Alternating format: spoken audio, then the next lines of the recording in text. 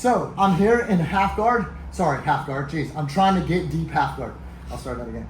All right, so I'm here in the bottom mount, and I would like to have my arms framed across his stomach, one hand on the hip and the elbow on the other hip, never passing my arm across. All right, so I'm framing and I'm actually pushing with my elbow, not really my hand. But I'm able to get this foot in between my ankles somehow, some way.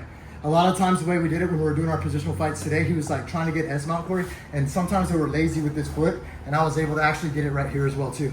So that's another thing that I was fighting for in positional battles today.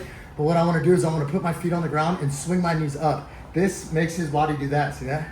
This gives me this space. Ooh, nice, now I can come in. I don't want my shoulders sticking out, so as I come in, I walk underneath him to where my head hits his thigh of his other leg, and I can hold his hip, I can hold his hip, I can hold his arm.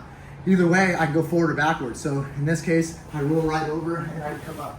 One of my favorite things about this is because I have his arm on the bottom side, he doesn't really stop my cross breed, so I end up coming over to guillotines and head grabs and all kinds of different stuff because I have his bottom arm.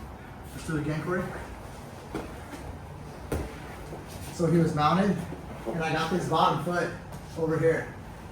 What I'm gonna do is I'm gonna swing, I put my arm underneath, and then I walk toward the back of my head hits his thigh. I can hold his hip here, or I can collect his arm. I can swing, come on top, and now I'm holding his bottom arm so he can't stop me from grabbing his head. One more time. I got his bottom foot. I rotate, I get my arm underneath. I butt scoot, throw his body all in a little bit of a motion, and get my head to touch here.